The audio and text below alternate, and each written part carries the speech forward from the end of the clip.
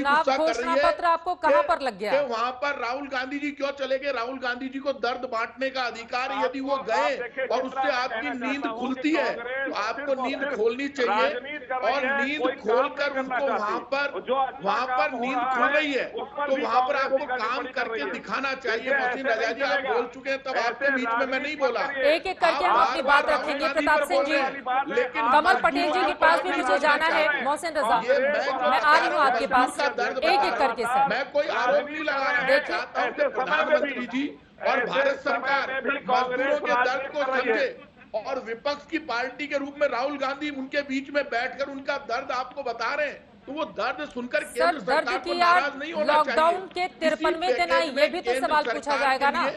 केंद्र सरकार में इस वक्त केंद्र सरकार को लॉकडाउन 4 में सर, अगर दवा सही समय पर नहीं दी जाए तो फिर वो नासूर बन जाती है। प्रताप सिंह जी, और मॉरल ड्यूटी से अरे भैया मॉरल ठीक है, आप जिस सवाल खड़े कर रहे हैं उसका जवाब मैं ले लूंगी मोहसिन रजा से। ठीक है प्रताप सिंह जी। केंद्र सरकार ये जो कमल पटेल वाले बीच में, ठीक है सर, हो गई आपकी बात। कमल पटेल जी को बोल लेने दीजिए, उसके बाद फिर आप अपनी बात को आगे बढ़ाइएगा प्लीज। तो आपको मजदूरों का दर्द इस लॉकडाउन 4 में नजर आना चाहिए, मजदूरों का दर्द मिटना चाहिए, और जब दर्द मिटेगा तब वो सामने आ जाएगा।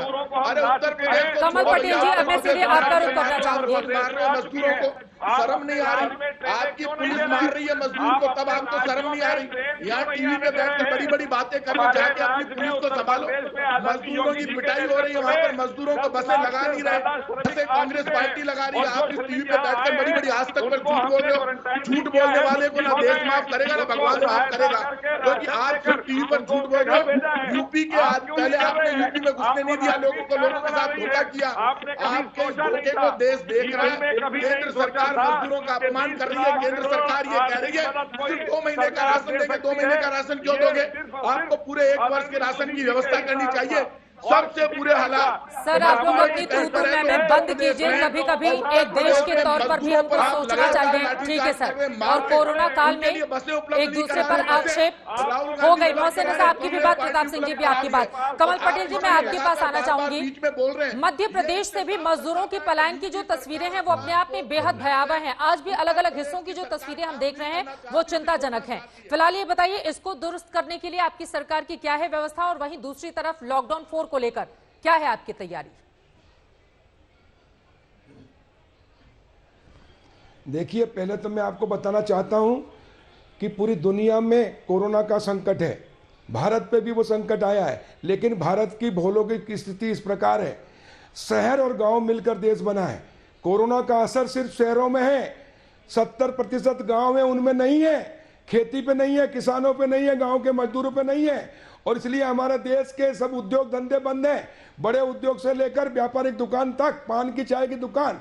लेकिन गांव में गांव खुले हैं, खेत में खेती हो रही है, हमारे यहाँ अनाज पैदा हो रहा है, सब्जियां पैदा हो रही है, दूध दे रहे हैं, और इसके कारण लोगों को जीवन दे रहे हैं। और इसलिए हमारे मुख्यमंत्री शिवराज सिंह चौहान जो बहुत ही संवेदनशील है, हमने गेहूं कटाई के लिए किसानों को हार्वेस्टर की सुविधा उपलब्ध कराई। गेहूं हमने खरीदना शुरू किया कोरोना के कारण 20 दिन बाद तक, लेकिन अभी तक हम 83% गेहूं 100 लाख मीट्रिक टन खरीदने का लक्ष्य रखा था। कांग्रेस की सरकार ने पिछले बार 2 महीने में 63 लाख खरीदा, हमने अभी 83 लाख मीट्रिक टन गेहूं खरीद लिया है। 20,000 करोड़ रुपया हम किसानों के खातों में डाल चुके हैं। और अभी गर्मी में हमने मूंग की सिंचाई की व्यवस्था की है। मैं हरदा से रहने आता हूं, हरदा और होशंगाबाद में तवा डैम में हमने मूंग की फसल के लिए पानी छोड़ा। 2000 करोड़ की मूंग होगी, 200 करोड़ लोगों को लॉकडाउन के चलते मजदूरों को मजदूरी दी है। और इसलिए गांव में कोई कोरोना का असर नहीं है। सिर्फ शहरी क्षेत्र, जो भी बड़े बड़े शहर जैसे इंदौर, भोपाल, उज्जैन, यहाँ पर कोरोना का असर है। उसके अलावा मध्य प्रदेश में कहीं कोरोना का असर नहीं है। गांव में जीवन सामान्य है, खेती भी कर रहे हैं। हमारे सहकारिता विभाग के, हमारे फूड विभाग के कर्मचारी गेहूं खरीदी कर रहे हैं। कांग्रेस की सरकार थी पिछली बार 3500 खरीदी के अंत हमने 4500 कर दी है। और अभी हम 10 दिन के अंदर 100 लाख मीट्रिक टन गेहूं खरीद रहे हैं और किसानों को भुगतान भी कर रहे हैं। हमारे यहाँ 3,73,000 मजदूर इन 5 राज्य की सीमा लगी हुई है, वहां से लाए हैं। कोटा से हमने छात्रों को बसों में भटक के हमारे मुख्यमंत्री जी ने बुलाया है। और इसलिए मध्य प्रदेश में कोरोना का उतना असर नहीं है। माननीय प्रधानमंत्री जी ने वीडियो कॉन्फ्रेंसिंग करके मुख्यमंत्री जी से चर्चा की है बार बार। उसके अलावा मुख्यमंत्री जी ने, हम 5 मंत्री हैं, मुझे नर्मदापुरम और जबलपुर संभाग का प्रभारी बनाया है। 2-2 संभाग हमको दिए हैं, 10 संभाग है, 5 मंत्री हैं। हम सब मिलकर प्रशासन अधिकारियों की हमने ड्यूटी लगाई है।